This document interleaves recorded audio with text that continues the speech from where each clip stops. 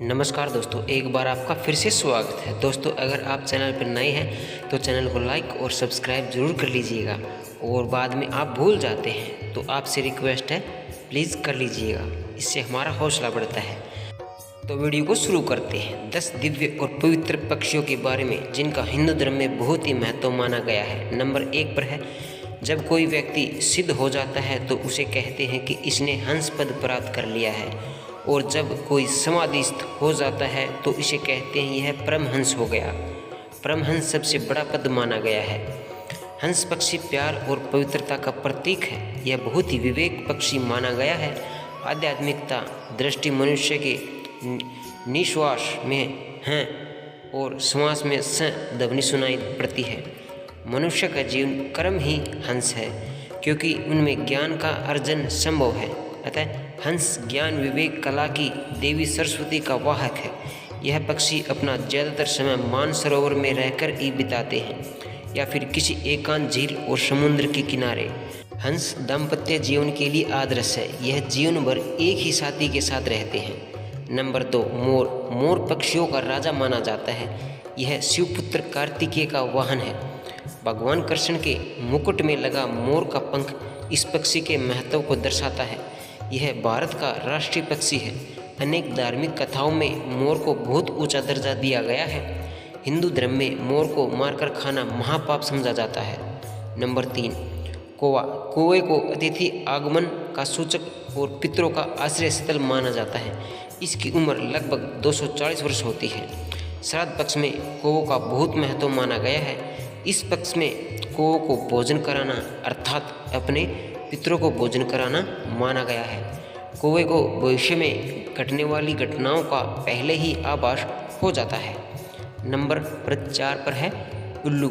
उल्लू को लोग अच्छा नहीं मानते और उससे डरते हैं, लेकिन यह गलत धारणा है। उल्लू लक्ष्मी का वाहक है। उल्लू का अपमान करने से लक्ष्मी का अपमान माना जाता है।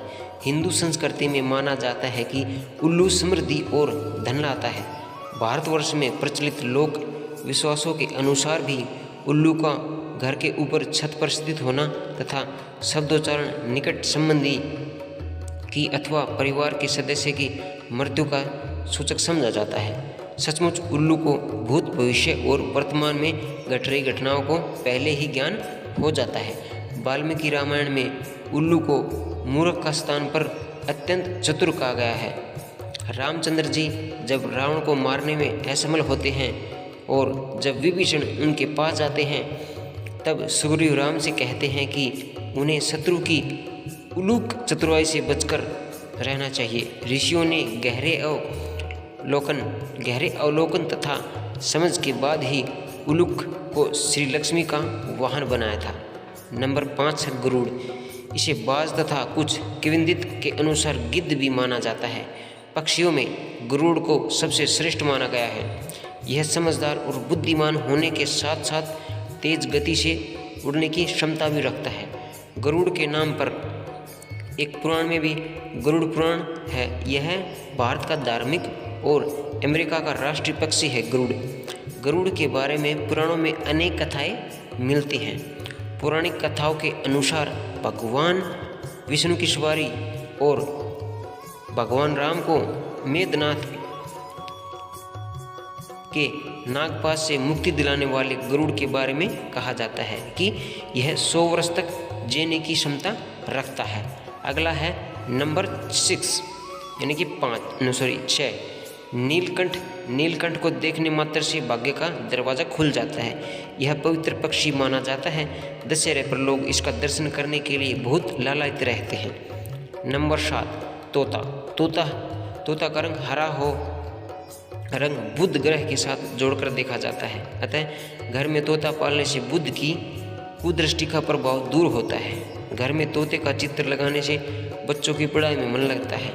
आपने बहुत से तोता पंडित देखे होंगे जो भविष्यवाणी करते हैं। तोते के बारे में बहुत सारी कथाएं पुराणों में भी मिलती हैं। इसके अलावा जातक कथाओं पंचतंत्र की कथाओं में भी तोते को किसी न किसी कथा में शामिल किया गया है। आज भी अमरनाथ की गुफा के पास ये कबूतर के जोड़े आपको दिखाई दे जाएंगे।